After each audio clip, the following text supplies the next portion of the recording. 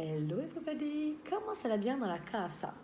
Bon bah moi ma casa en ce moment elle est un peu comme mes cheveux, elle est en mode ébouriffée, c'est un peu le bordel. Mais c'est un bordel joyeux et accepté. Hein.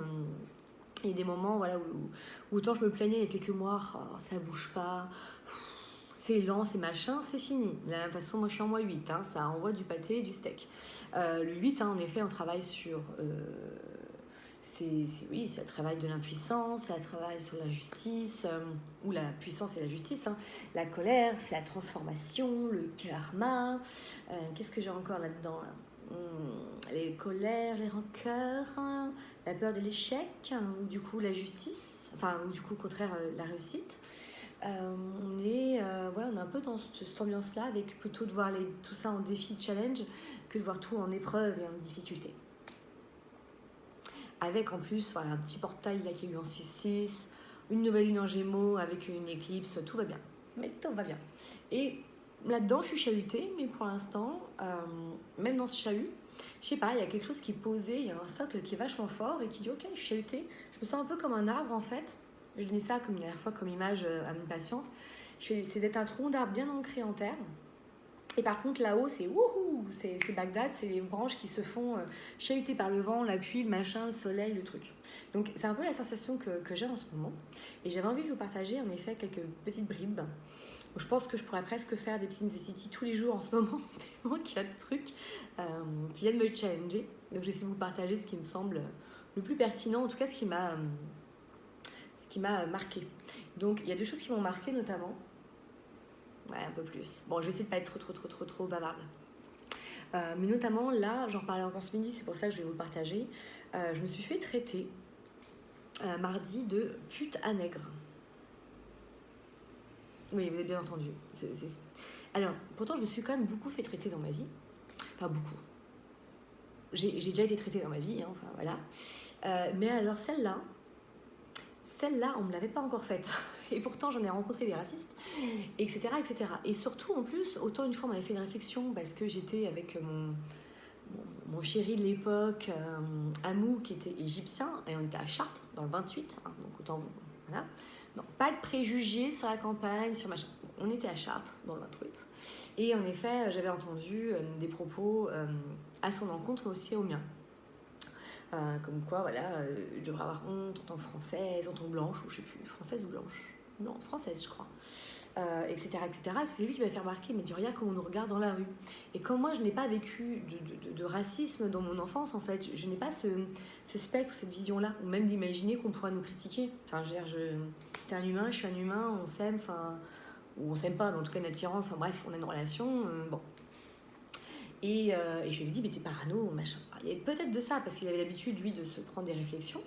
Mais en effet, à un moment donné, je voyais bien les gens, finalement, en regardant bien, ils me regardaient.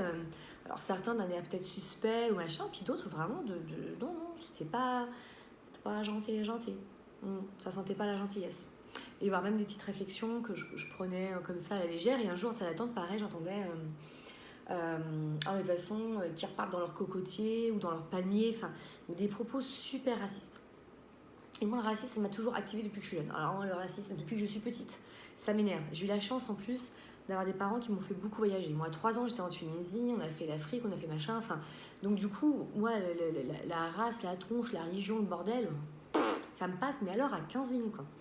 Mais alors, vraiment, voilà, j'ai une tolérance par rapport à ça, voilà, c'est comme ça. Et donc, du coup, ça m'a toujours activé, mais pas par rapport à moi en plus. Le pire, c'est même pas par rapport à moi, mais par rapport aux autres. Je me dis, mais comment on peut être aussi dégueulasse que ça, intolérant avec les gens?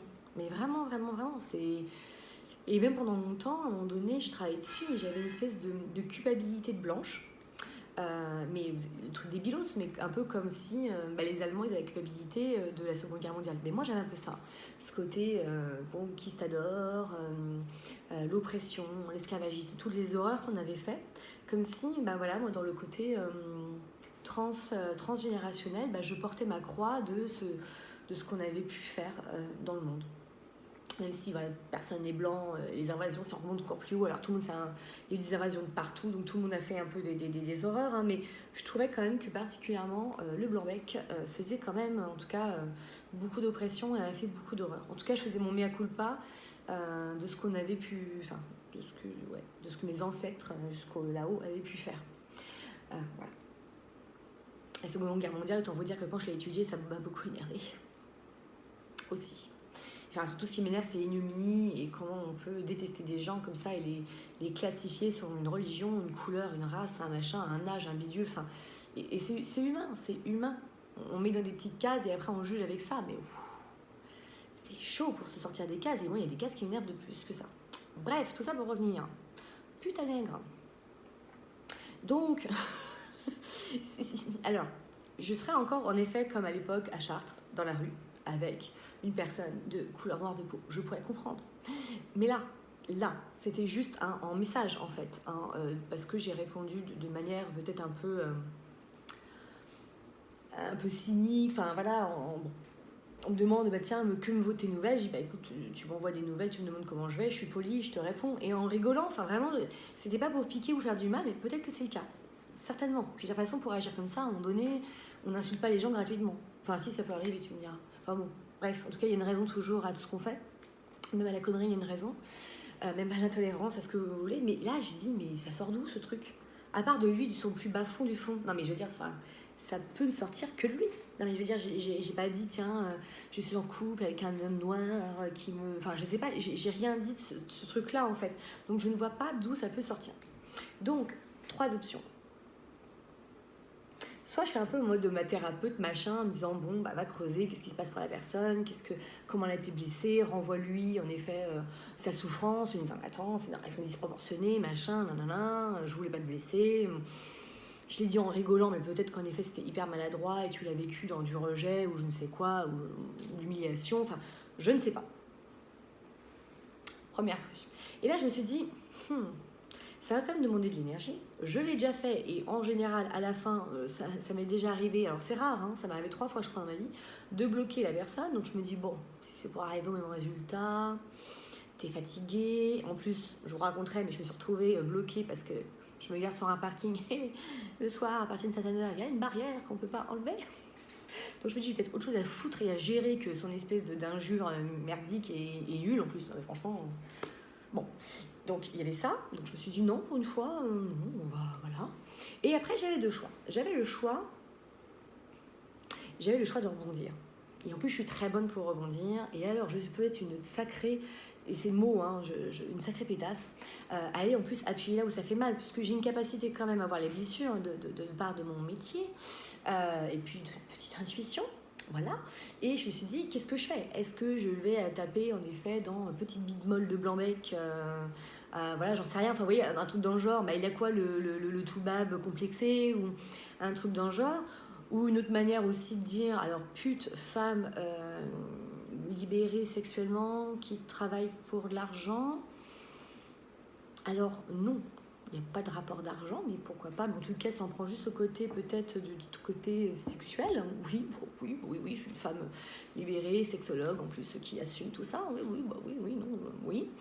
Anègre, bon, donc mot très très moche, mais qui veut dire homme noir. Oui, j'aime bien ce qui est exotique, donc en effet... donc j'ai failli le faire un peu comme ça, en disant, bon, bah finalement, c'est même pas une insulte, puisque... Oui, non mais... Et je me suis dit, non, ne pars pas vers le côté obscur de la force. À être cynique, etc., ne rentre pas là-dedans, parce que les gens ont le droit d'être qui ils sont. Bon, là, j'avoue, je vous donne un petit jugement, mais pour moi, c'est quand même ultra débile quand même comme réflexion. Maintenant, t'es pas obligé de renforcer le truc, de jouer avec le truc, et toi de rentrer dedans en fait. C'est comme quand quelqu'un est énervé ou quoi. Vous avez toujours le choix à un moment donné de dire bah, je rentre dans l'énervement ou je rentre pas. Et là, je me suis dit bon bah c'est tentant parce que je trouve ça tellement débile qu'à un moment donné j'ai envie de répondre à ça quoi en fait. Et je me suis dit qu'est-ce que je ferais pas habituellement? Et ben je réponds pas, je bloque, je signale. Et c'est ce que j'ai fait. Parce qu'en plus, franchement, une insulte raciale. Qu'on me traite de pétasse, de connasse, de ce que vous voulez. C'est gratuit, c'est moche, c'est pas beau, ok. Mais là, la racine, elle vient d'où, quoi? Le truc, elle vient... Donc, je sais pas, c'est une espèce de complexe, parce qu'on dit que les blacks, ils ont des... Enfin,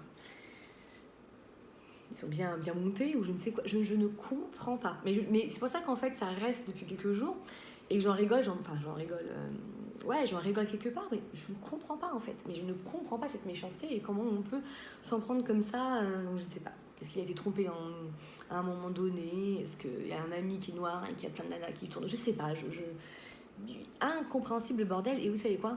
Mais je vais même pas comprendre à un moment donné. C'était juste pour rebondir par rapport à ça. Et ce qui est intéressant aussi, donc mardi, toujours, parce que mardi m'est arrivé un milliard de trucs dans la même journée, mais en tout cas mardi, je m'étais garée en effet sur un parking donc gratuit et qui paraît ouvert en fait. Vous avez juste une arcade comme ça, vous rentrez, et c'est un parking où j'ai déjà été voir un médecin là-dedans, et j'avais vu que c'était gratuit toute la journée et qu'il y avait des places. Donc quand j'arrive, je me dis tiens, pour gagner du temps, parce que je mets quand même 1 heure, des fois 1 heure et quart, voire même 1 heure et demie pour aller à mon cabinet dans le centre de Montpellier.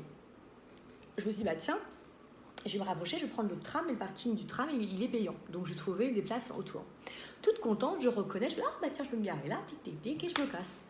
Et avant de partir, parce que j'avais une soirée d'inauguration du cabinet avec mes collègues, pour rigoler, je dis ça serait drôle. Enfin, je dis moi je vais essayer de retrouver ma voiture, on sait pas, ça se trouve le parking est fermé ou je sais pas ce que je sors. Mais à aucun moment le matin en arrivant, je me suis posé la question. J'ai même pas regardé, machin ou quoi que ce soit. Et en effet, en arrivant, j'arrive et là je vois une magnifique barrière, voilà, de tout son long. Et je vois ma voiture, bien sûr, qui attendait tranquillement avec d'autres voitures. Et là je me dis puchu. Donc je vais essayer d'ouvrir la barrière. Elle s'ouvre pas. Elle était vraiment bien verrouillée. Et là, plutôt que de aller essayer de trouver d'autres ouvertures, me dire c'est l'entrée-sortie, mais il y a peut-être d'autres entrées, d'autres sorties, en fait, même pas. J'appelle mon ami. Agnon, je suis bloquée, machin. Il me dit pas de soucis, j'arrive. Entre-temps, il m'arrive un truc, mais j'aurais pas le temps de tout vous raconter. Et du coup, quand il arrive, il regarde, machin, puis au loin, il dit, il y a quoi là-bas? Je suis là-bas, je crois qu'il y a une entreprise. Une fois, quand je m'étais garée, j'avais vu des entrepôts, une entreprise, un truc. Il dit, attends, je vais voir. Et en effet, il lui avait déjà semblé qu'il y avait une ouverture. Et en effet, là-bas, le portail était ouvert. Donc, il est ressorti avec ma voiture et tout. Et bon, beaucoup d'amis m'ont dit, mais alors j'ai fait ma blonde. Je lui dis, oh là là, je te fais bouger pour ça, j'ai même pas été vérifiée, gna gna gna. Donc, un petit peu de flagellation. Pas énorme, c'est pas une grosse culpabilité, c'est pas très grave en soi, mais quand même, j'ai quand même dit, putain, ça me chiffonne de même pas avoir été chercher une solution en fait. Et comme il me dit, écoute, t'as vu la barrière, t'as un peu paniqué, première solution la plus rapide, c'est de m'appeler quoi. Et puis je serais revenue chercher la voiture, enfin il n'y avait pas mort d'homme, je serais revenue 2 jours plus tard chercher la voiture, voilà, j'ai retrouvé une solution pour arriver jusqu'au tram, et ok. Mais après moi ça... Donc même si plein d'amis m'a dit mais j'aurais fait la même chose que toi, j'ai dit non mais j'entends bien. Hein. Mais ce qui est intéressant c'est à quel point donc symboliquement je me suis concentrée sur l'obstacle, la barrière, la limite, et en fait j'ai pas essayé de trouver d'autres solutions. Enfin si, que mon ami vienne me chercher, je suis pas restée devant en mode non. Enfin, au pire je dormais dans la bagnole où il y avait un hôtel, mais bon. Quand on veut faire des économies et on va pas sur un parking payant et qu'on se retrouve à faire une nuit d'hôtel, bon l'économie, oui, des fois chercher des économies on n'en fait pas. Mais je trouve ça hyper intéressant symboliquement de me dire, mais est-ce que dans la vie aussi, je focalise comme ça sur la barrière? Vous savez, c'est un peu comme l'image, j'ai déjà mis des images comme ça avec le cheval ou qui est attaché avec ses rênes sur une chaise. Du coup, quand sa tête il est attaché, de toute façon, il va même pas essayer de partir. Et je me suis dit, mais j'ai même pas fait le tour du truc. Alors, oui, il était tard, il était fatigué, j'étais en train de gérer, en plus, un autre souci d'un autre côté, en même temps. Et voilà, mais quand même, je me suis dit, tiens, c'est vachement intéressant. Est-ce que maintenant, avec cette expérience aussi, peut-être que, c'est même sûr, la prochaine fois je vérifierai, etc., avant d'appeler comme mon ami. Bon, c'était aussi la nuit, tout ça, mais me dire dans quelles autres circonstances je focalise sur la barrière sans voir en fait les autres possibilités, les autres opportunités. Quand je vous dis en mode défi challenge, on est un petit peu là-dedans. Voilà, c'est ce que j'avais envie de vous partager avant mon départ en train, parce que là je vais travailler un petit peu ce week-end à Marseille. Voilà, Marseille est toujours dans la place, les petits allers-retours, c'est pas loin. Du sud au sud et du sud au sud. Voilà, je vous souhaite en tout cas une très belle fin de journée, un très bon week-end et surtout, n'hésitez pas s'il y a des thèmes que je voulais que j'aborde, je le ferai avec grand plaisir ou même peut-être organiser des lives comme ça pour pouvoir échanger en direct, etc. Ça me ferait un grand plaisir.